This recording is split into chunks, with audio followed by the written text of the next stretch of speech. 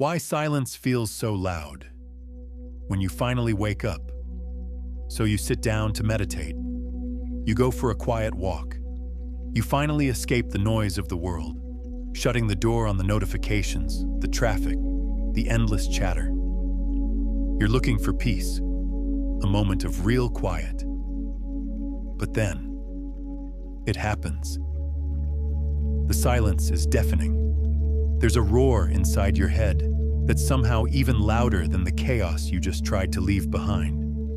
It's this frantic, buzzing, overwhelming mess of thoughts, worries, and some kind of strange, unidentifiable static.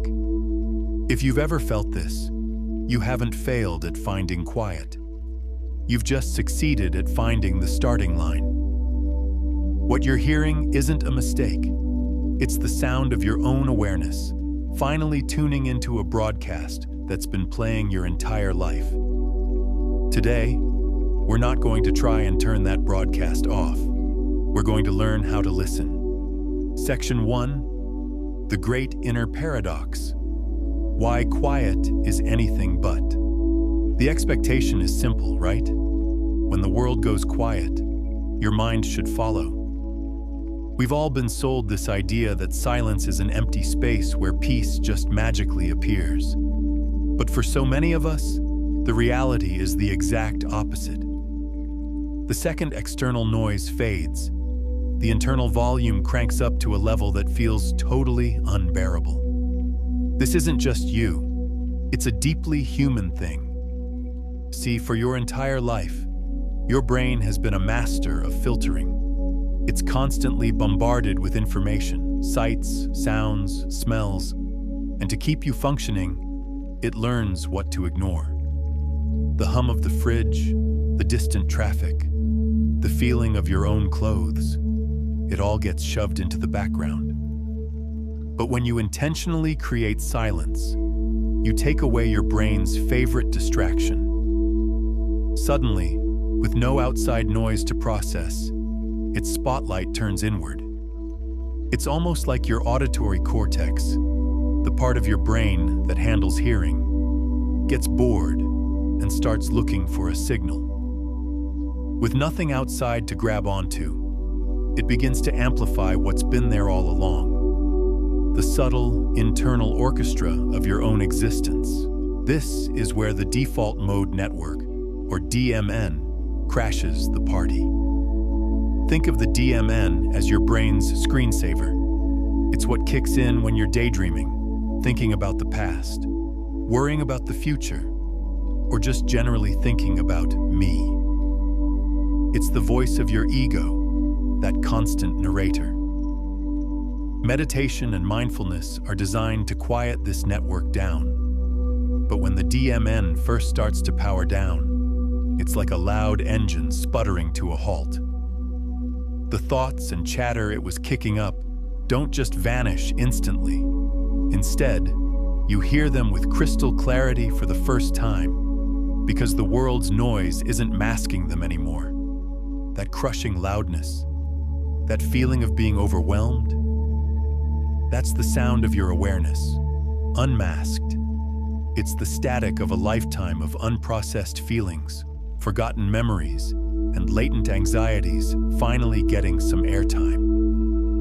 You aren't doing anything wrong. You're just beginning to hear what's really been going on in there. So here's the pivot, the aha moment that changes everything. This loudness is not a problem you need to solve. It's an invitation you need to accept.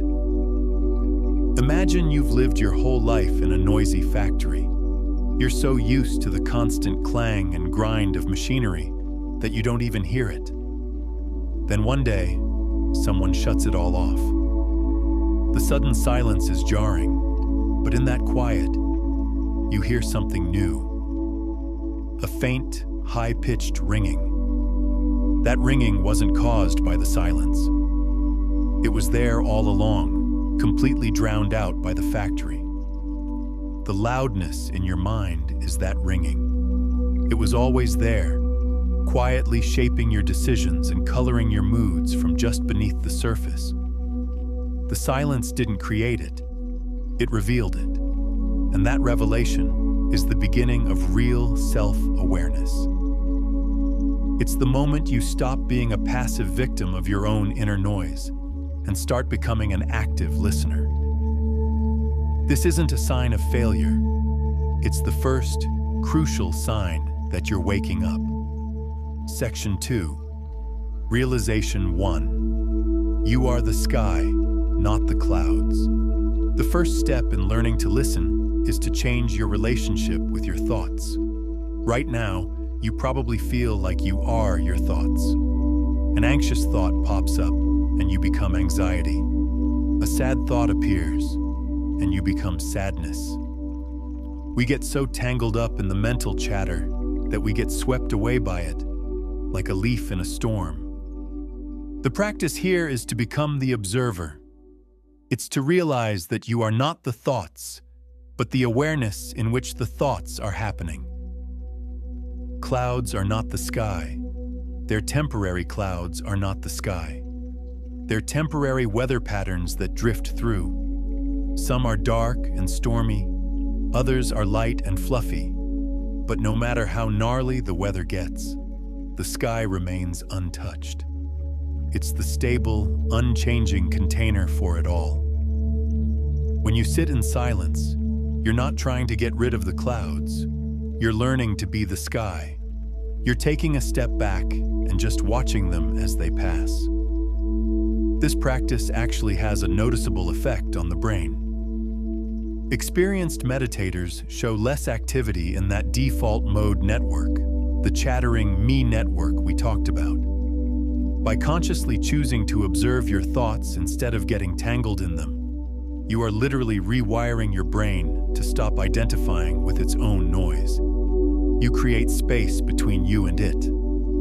So when that roar of inner noise kicks up, don't fight it. Don't grab onto a thought and wrestle it to the ground. Just label it. Thinking. Or, there's that worry again. Acknowledge the cloud, and then gently bring your focus back to the vast, quiet sky that is your true nature. You are not the storm. You are the sky. If this is resonating with you, and you're ready to explore your own inner landscape a little more, take a second to subscribe and click the bell. We get into topics like this every week, and by joining the community, you're sending a signal to yourself that you're committed to the journey. Section 3, Realization 2, Decoding the nature of the noise. Once you've started to create some space as the observer, the next step is to figure out what you're actually hearing. That overwhelming loudness isn't just random static. It's a rich tapestry of information, woven from different threads of your consciousness. Learning to tell these threads apart turns the intimidating roar into a source of incredible wisdom. Generally, the noise breaks down into a few key categories. First, there are unresolved emotional echoes. This is the residue of past experiences. The leftover anger from an argument you had last week, the sting of a criticism from years ago, or the low hum of a sadness you never really let yourself feel. These emotions live in your body and mind as energy, and when you get quiet, they bubble up to the surface looking for a way out. The loudness is often just your emotional body finally getting a chance to speak. Second, you'll hear subconscious beliefs and narratives. This is that quiet and often critical narrator who's been running the show from behind the scenes. It's the voice that whispers, "You're not good enough. You're going to mess this up," or "You don't deserve this." These are deeply ingrained patterns, often formed when we were kids, that steer so much of our behavior. Silence doesn't invent these voices. It just turns the volume up so you can finally hear the invisible scripts you've been living by. Third, there is physical and sensory static. When your mind quiets down, you can become much more sensitive to your own body. Now, a quick but important note here. If you're hearing a distinct, persistent ringing or buzzing in your ears, that could be tinnitus, which is often a symptom of an underlying medical issue, and it's always a good idea to check in with a doctor. What we're talking about spiritually, like in practices such as Nada Yoga, is the perception of a more subtle sound of silence itself, a fundamental vibration you can tune into. You might also hear the thumping of your heart or the sound of blood rushing in your ears. This isn't a problem. It's a sign that your awareness is becoming so sharp, it can perceive the subtle biological rhythms of your own life force. And finally, there are creative and intuitive downloads. A lot of people find that when they sit in silence, their minds are flooded with brilliant ideas, solutions to problems, and bursts of creative insight. That's because when the chattering, analytical mind chills out, you create a space for a deeper intelligence to come through. The silence becomes a canvas for your inspiration.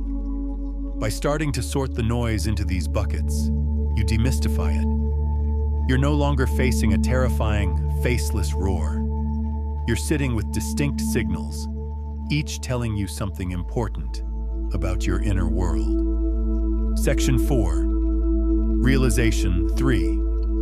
The practice of active listening. Hearing is passive. Listening is active. The final realization is that you can actively engage with this inner noise in a way that transforms it. Instead of being a victim of the loudness, you can become a student of it. Here are 2 simple but profound practices to help you do just that. The first is a technique inspired by Nada Yoga, the yoga of inner sound. Instead of trying to ignore the subtle hum or internal static of silence, you make that the object of your focus. Turn your attention directly toward it. Listen to it with gentle curiosity, like you're listening to a piece of music. Don't judge it or analyze it, just listen. This practice uses the brain's heightened auditory focus in a constructive way. By focusing on the so-called sound of silence, you give your mind a subtle, non-verbal anchor that can pull you out of the messy stream of thoughts and into a state of pure presence. The second practice is a gentle form of quiet mind meditation. Find a comfortable seat and close your eyes. As thoughts start to bubble up, instead of fighting them, just gently repeat a neutral mantra or phrase. The classic one is "so hum," but it can be anything that doesn't have a big emotional charge. The mantra isn't there to force your thoughts to stop. It just acts like a gentle rudder for a boat. When you notice your mind has been swept away in a story, you lovingly guide it back to the simple repetition. This practice helps that overactive default mode network to finally settle down, allowing you to drop into the quiet space that exists just beneath the surface of all that chatter. And here's a powerful tool to bring this into your life. After your next period of quiet, whether it's 2 minutes or 20, grab a journal and write down the answer to one simple question. What did I hear today? Don't filter or judge what comes out. Was it a nagging worry, an exciting new idea, a long-lost memory? By writing it down, you honor what's rising from your subconscious, and you start to build a real, collaborative relationship with the deepest parts of yourself. Becoming the conductor. For so long, we've been told that peace is the absence of noise, but that's a huge misunderstanding. A world with absolutely no sound, no thoughts, no sensations wouldn't be peaceful. It would be empty. True inner peace isn't a void. It's harmony. It's the ability to sit in the center of your own inner world, with all of its noise and light and shadow, and feel a sense of unshakable calm. It's knowing that the clouds of thought will come and go, but you remain the sky. It's understanding that the loudness isn't a monster to be defeated. but a messenger to be heard. The journey starts by daring to be silent. It continues by learning to listen to the roar that follows. And it ends with the realization that everything you were hearing, the fear, the joy, the chaos, the brilliance, was all just part of the beautiful, complex music of you. The goal was never to silence the orchestra.